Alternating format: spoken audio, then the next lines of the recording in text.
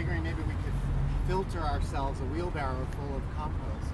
Maybe we don't have to go triple, but maybe double filter, so we get a nice fine compost. Put it in 1 gallon buckets. We might need 20 of them, I'd say a wheelbarrow full. This entire pile is dedicated to it, so however much we can muster. And then we're going to put it in gallon buckets and dress ourselves in festive attire. And then around 1 o'clock, when the farmers usually greet us and shower us with their greens, we're going to return with our wheelbarrows and maybe some dances and bells and songs and present them each with maybe a half a bucket of this, 3/4 a bucket. We'll see how much we can get, but we want to give back. We want to return to that land from which this compost has come, in a way, which has seeded our garden and which we have nurtured. The work of many children is in this compost, and the energy of many neighbors, our neighbors, in this compost. And we want to return it to the farmers to bring back to their farms, so that a little part of us can sort of grow back at us from their place. Yeah, and please make yourself also a little bucket and take it home as a token of starting your own pile or feeding your plants from our compost. So let's all share. Yeah. Thank you very much.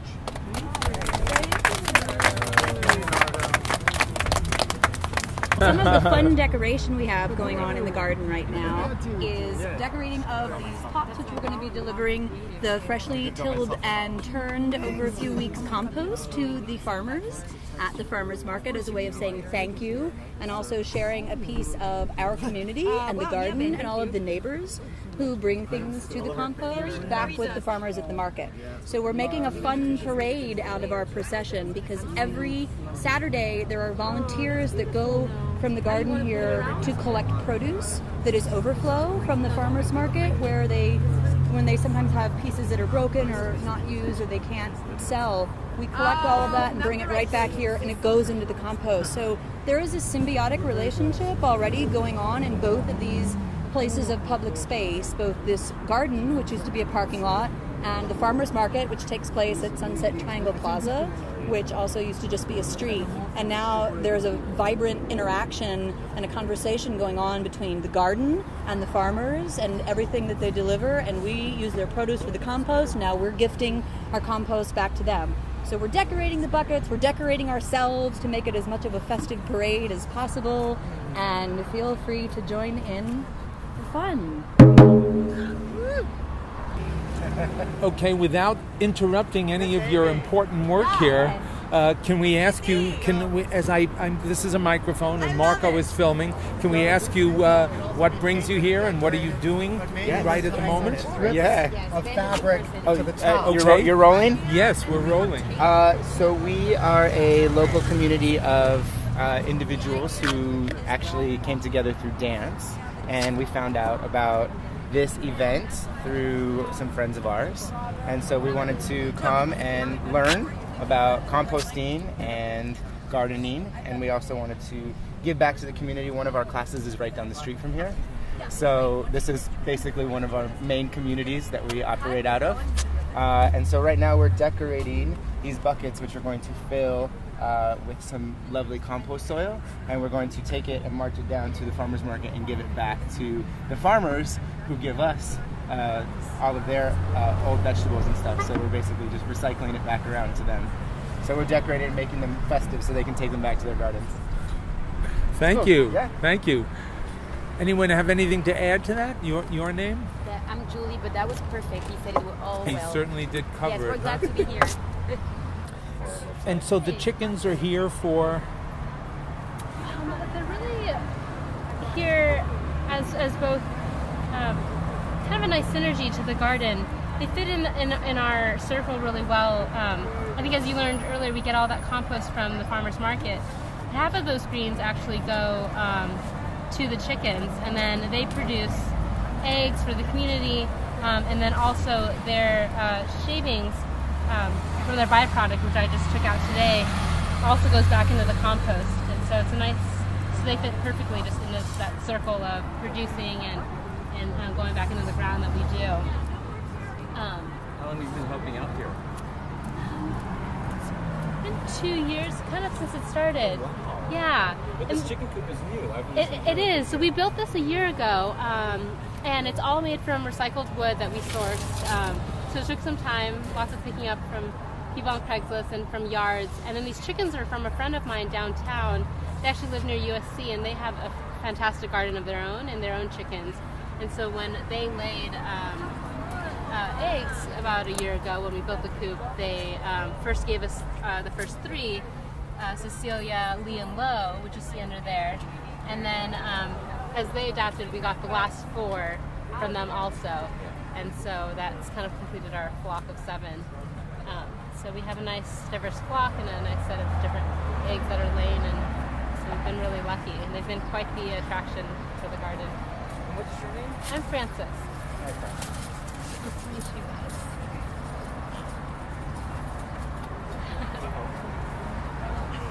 You're getting... Thank you, Francis. Sure. Thanks for coming. Great. So this is the story of the maypole, and the maypole is an ancient tradition that's used to honor the earth and our relationship to it. And traditionally what happens is we dance around the maypole to wrap our intentions for the year into the maypole through the material of these fabrics.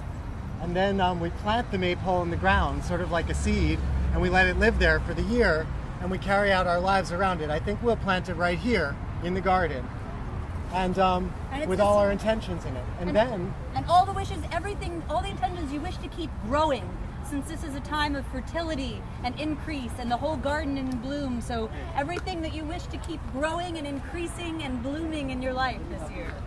then in a year's time, we'll come back.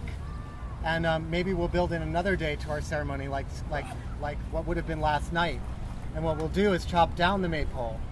Now this maypole came to us, it's actually a bamboo from the garden of Dale Benson, who's one of our neighborhood council people and generously brought all those bamboo maypoles to our garden. So I just want to thank Dale Benson for bringing us this maypole.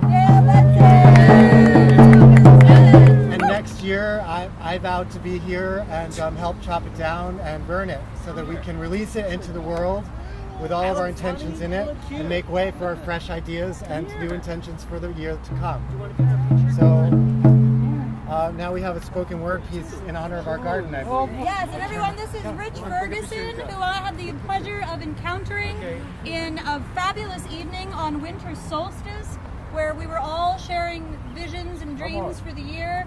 He's a musician, he's a poet, he's a spoken word artist, he probably has 12 million other skills, and he used to live right across the street at Micheltorena in Hamilton, so he is a local native from the land. We gather today to get our hands dirty, dig down deep into earth, deep into ourselves, to plant seeds of goodness, seeds of generosity. For we are the life keepers, the life bringers. Today we unite for all that is bold, bountiful, and beautiful. All that makes our world a better place. Rainwater our tears, sunshine our joys. In happiness and sorrow, we give rise to the plants, flowers, fruits, and vegetables in life's garden. In this garden, all grows freely to the sky. And when we till the soil, we transcend neglect. When we plant the seeds, we transcend hate. When we nurture the seeds to blossom, we transcend death. This is the true science of humanity, what binds our DNA to the divine. This is the earth music we create every day with our hands in devotion and our conscious choices. We, along with all the plants, flowers, fruits, and vegetables in life's garden, we protect and provide for one another. To them, we whisper good tidings. They whisper back. Together, we make great plans. Nance is actually going to share her piece now too. We also have Nance, who's another poet, musician, spoken word artist about town, who also exhibits up in the indie flea market here on every second Saturday. Right on. Nance Broder says. Okay, this is Song to the seeds. We have choices. We can save the seeds, sing to the seeds, put them lightly on our tongue and let our enzymes begin to open them, become one with them, hold them in our hands and sing our breath onto them as we plant them into the earth, into the mother, kissed by rain and kissed by sun to grow and flourish. Do you call it earth or do you call it dirt? Are we dirty or are we earthy? We have choices. We can save the seeds, sing to the seeds, or we can stand by inert while someone else takes our seeds, injects them with fish DNA, human DNA in order to sell us more pesticides, more toxins, more poisons. We stood by inert as they took over the USDA. Shall we continue to allow them to patent seeds? Let the only seeds on earth be frankenseeds we have to buy from them. Frankenseeds that cross-pollinate with the seeds we saved to destroy our pure seeds from nature forever, make us dependent on frankenseeds. They are dirty. Are we dirty? Or can we rather be earthy? Fight for Mother Earth. Demand all seeds, like the internet, be public domain. Yeah. We have choices. We can buy foods grown with frankenseeds, feed their plan to control the world's food, or we can save the seeds, sing to the seeds, buy organic foods, pesticide-free foods, plant our fields strategically, surround tomatoes with fragrant marigolds to repel the flies, breed nematodes to eat the slugs, blanket crops with the finest mesh, create ponds for frogs and newts, nesting sites for insect-eating birds, birds that will feed on insects that haven't ingested deadly chemicals. We to eat these foods that haven't been drenched in carcinogens and neurotoxins. Do you call it earth or do you call it dirt? Are we dirty or are we earthy? We have choices. We can save our seeds, sing to the seeds, or we can dump chemicals on our food, our topsoil, again and again and again, as the insects that live through it breed stronger and stronger insects that need more and more pesticide to drench them dead on the miles of corn, the miles of wheat planted again and again, monocropped again and again, fed on chemical nitrates laced with heavy metals, sprayed with neurotoxins that collapse huge colonies of bees. Pilfer earthworms, birds, and our children, while the toxic heavy metals and neurotoxins flow with the rain into the rivers, the oceans, our aquifers, into us. Do you call it earth? Or do you call it dirt? Are we dirty or are we earthy? We have choices. We can save our seeds, sing to the seeds, feed them algae grown on our polluted waters, special algae that cleanses and purifies the waters. Feed them compost. Save our kitchen scraps, our green garden wastes. Mix our brown leaves and newspapers 30 to 1. Add some biomass from the last batch to heat it up. Microorganisms heat it up like magic. Compost. Do you call it earth or do you call it dirt? Are we earthy or are we dirty? We have choices. We can save the seeds, sing to the seeds, or we can feed them chemically synthesized fertilizers, natural gas mixed with nitrogen gas, heated with fire to form ammonia nitrate, the stuff of nitrogen bombs that can destroy an entire city in Texas. Suck the life out of our topsoil that took hundreds, thousands of years for Mother Earth to create. Send even more toxins and heavy metals rolling into the rivers. Do you call it earth or do you call it dirt? Are we dirty or are we earthy? We have choices. We can save the seeds, sing to the seeds, demand more than miles of wheat and corn, rotate our crops to replenish the topsoil, plant green manure, soybeans, seed. Flowers feeding the pollinating insects as deep roots bring up nitrogen from beneath the topsoil. Greens feeding a biomass of thriving microorganisms, retaining water, suppressing weeds, preventing erosion, releasing nutrients to the next crop rotated in. We have choices. We can buy Frankenfood at the supermarket or buy the Frankenfood at the standard restaurant down the street.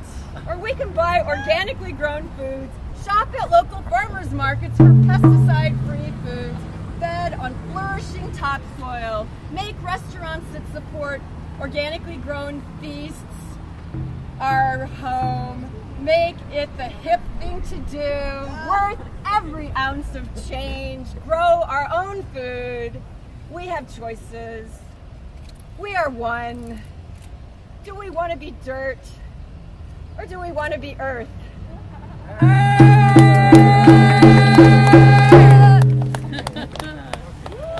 Let's start this parade to the garden.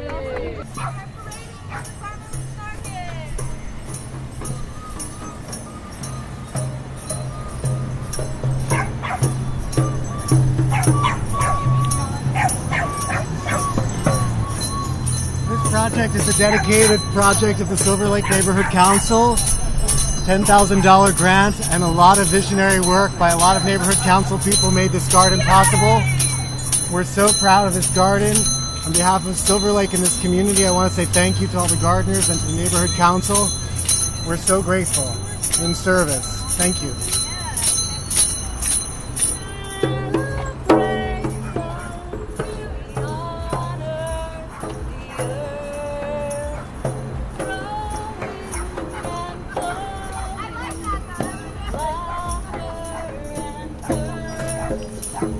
Sweet.